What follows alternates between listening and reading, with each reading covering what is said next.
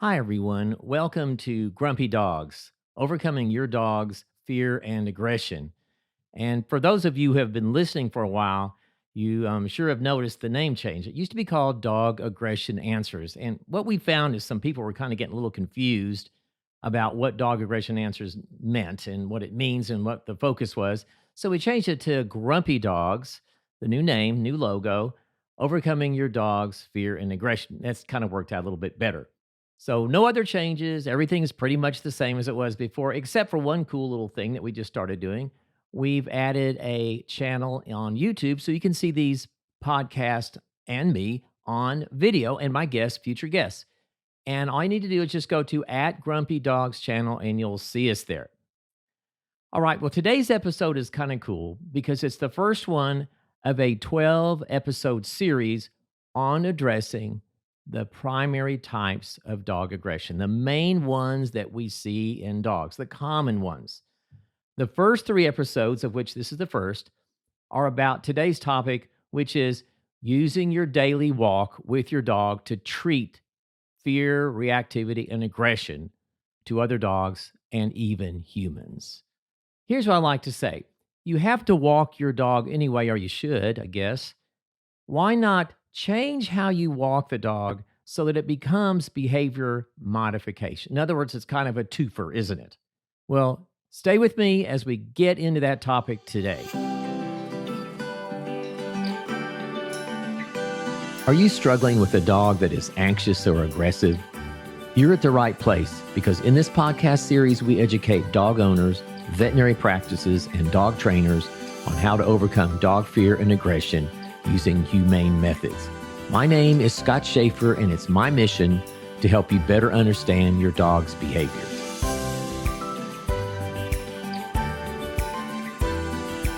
Why does your dog whine, growl, lunge, pull, and bark at other dogs or humans when you walk by? The umbrella term for this behavior is reactivity. Well, there are really three reasons, and it always distills down to these three reasons: fear, arousal, and frustration. It's always a blend of all three of these. And sometimes it's one or two of these and a little bit of the third. Sometimes it's mostly one. Sometimes it's equally distributed. But there's always a component of fear, arousal, and frustration when you have a dog like this. Usually, let's talk about those. Fear. Fear is usually the main ingredient. Normally, it's seen as your dog pulling toward the trigger. Again, that would be a human or a dog when you're walking by. Pulling, whining, barking, lunging as you go by. This is an offensive defense, also called posturing. What the dog is doing is saying, hey, I'm really scared of this thing coming by, dog or human. So I'm going to really amp up my aggression or what looks like some types of aggression to try to scare that thing away. The second one of fear, arousal, frustration is arousal.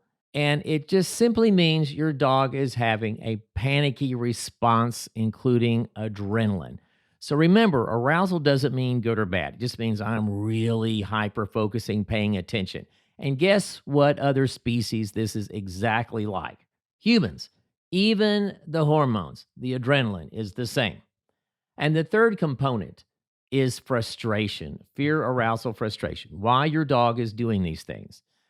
And frustration points to the fact that your dog is not in control. So think about it. Your dog is scared going by. There's fear and arousal, but they're tethered to you on a leash. And so they're being forced to move toward the dog or human it doesn't like or it's a little bit scared of. That would be the frustration part. So fear, arousal, frustration is always why your dog does those behaviors as they walk by a trigger on the walk. So what do we do about it? We kind of have a basic understanding now. So what do we do about it? We expose your dog slowly to these triggers, dogs and humans, so that they can acclimate to these triggers. The technical term for this is called desensitization. And you can look this up on Wikipedia or whatever. The concept is exactly the same with animals as it is with humans. We do this desensitization thing primarily with distance. We keep your dog at a distance from the trigger that they can tolerate. So as you walk by, you're going to, and I'm going to show you this in upcoming episodes, how to do this. You're going to keep your dog at just the right distance so that they're a little bit tested, but not so much, not too much. And we expose them in a scheduled kind of way. It's a very planned, slow way. And I'm going to show you how to do that in upcoming episodes. The technical term for this is called threshold distance. That's the distance that we're playing with. It's called threshold distance. So, this concept, if I was to make a quick analogy here, this concept is really exactly like teaching a kid not to fear the water by starting at the shallow end of the pool and over time slowly moving deeper as the kid can tolerate it. And let me say, too, just a little point here that not only children are afraid of water, sometimes I know a lot of adults that are afraid of water. And the reason I even mention that is because adult dogs can carry these fears, obviously, into adulthood, just like adult humans can carry a fear of water into adulthood. But the technique is the same. Start at the shallow end of the pool and slowly walk them deeper. In addition to doing that, where we just control this distance, we just give them this really formulaic exposure, which is pretty easy to do, and I'll show you in upcoming episodes. We also pair the dogs looking at the triggers, i.e., dogs or humans, with a food treat as they pass by. More on all of this in the next episode. And by the way, that little technique is called counter conditioning. I know we're using a few terms here: threshold distance, desensitization, and counter conditioning. These are all maybe kind of fancy sounding terms, but the concept is pretty easy in execution. And I'll show you how to do that. It's a good science based animal behavior training here. All right. Over time, when we do this, the distance your dog will need to pass by these triggers without getting all so reactive, whining, lunging, barking, growling, to a point where they can walk by on the other side of the street with no issues at all. Maybe they'll just look as they go by, which would be normal, but there's none of those other things I just mentioned. Over time, they can walk by, and not react. And when I say over time, let me say something about this too, about time. This is the good point to talk about that because it's the first of these 12 episodes.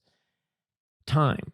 When it comes to these behaviors, this kind of dog reactivity to dogs and humans, that fear, aggression, etc., it's not something that can be fixed in 2 weeks. It just isn't. And a couple of reasons for that is, one is every dog is different. You can't say, "Whoa, well, every dog is going to be remedied of this in 2 weeks." Just not going to work. Can't do it. Furthermore, we're not really worried about those behaviors I've been listing. Those are behaviors. What we're worried about is the root cause. And the root cause is normally what we talked about. Now, I really shouldn't even say normally. It's always fear, arousal, and frustration. It's going to be one of those three things. Okay. So we know what this is. We know what causes it in your dog. These are known behaviors and they're pretty well understood. By the way, before we go on and we start talking about some specific things I want you to start doing with your dog, I just want to mention quickly that you can contact me by a written text or voicemail by going to grumpydogspodcast.com. I'd love to hear from you. All right, let's talk about what I want you to do.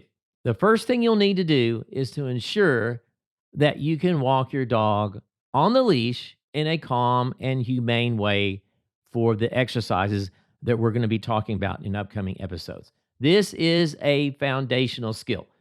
What I don't want happening is, and you see this all the time, jerking the leash constantly. It's called micromanaging the leash. You know what I'm talking about, where people are doing like this with the leash all the time. It's called behavioral cueing, which is the fancy term, but what it really means is you're just making your dog real nervous, okay? A nervous dog walker who is nervously walking their dog, doing all this leash stuff, and is talking to their dog, "Leave it, look at me," all this kind of stuff every 5 seconds, is making their dog a nervous wreck. It only makes the dog more nervous. And what's worse is why we call it behavioral cueing. The owner always does that when the trigger is nearby. So that tends to start the cue, the behavior. So we got to work on that. And we're going to talk about that here in just a second, how we're going to get that fixed. The same applies to someone who has little leash control. So it's one thing to be nervous on the leash. Now I'm going to talk about someone who the dog is all over the place, left, right, front, back. Okay, so we're not trying to make a show dog here, but we do need to have some modicum of control of your dog, okay? This will make your dog more relaxed. It's like, hey, this is what I want you. I want you over here. This is what I want you doing. And we're going to do it the same way all the time. And you're going to get real comfortable with that. And we're going to remove that issue, which tends to ramp up dogs as well when they're all over the place. Plus, you can't control them when you're trying to do some behavior modification exercises. In other words, the dog is just going in all different directions.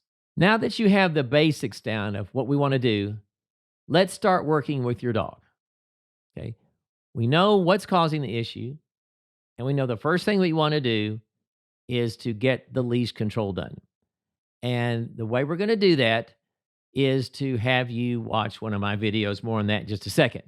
And these leash skills, by the way, I'm not trying to make your dog a show dog. We're not going to be entering your dog in Westminster. Don't care about that. I just want a relaxed owner, dog walker, dog handler that's in control of the dog, and a dog that is relaxed and knows exactly what's going to be happening all the time. No surprise.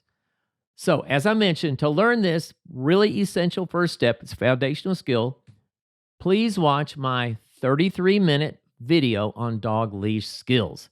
I provided information with a link and a password so that you can watch this video for free. If you're watching this on YouTube, the link is below, right? If you're listening on a podcast, it's in that podcast episode notes. This is an absolute essential first step, these leash skills. I like to think of it as a basketball player if you want to. WBNA, NBA. Until these players have the basics of dribbling, passing, shooting, etc. down, they will never be able to play the game very well. And that's exactly what we're doing here. These leash skills, which seem not that important, are foundational, very important. In fact, sometimes just getting these leash skills under control, and it's not rocket science, by the way, getting these under control go a long way for a number of reasons to help your dog right away with some of these behaviors. It's not the fix. You can't fix it with this, but it's a good start. So go watch the video. Here's your assignment, and start to implement these techniques in your daily walk with your dog. So I want you and the dog getting comfortable with this new technique that's calm and relaxed and very predictable for you and the dog. This, again, is a basic skill that we'll start building on in the next 2 episodes. So before we end today, I just want to remind you that Grumpy Dogs is available on all podcast players and is now on YouTube. And to find us on YouTube, you're just going to go to @GrumpyDogsChannel. Thanks for listening.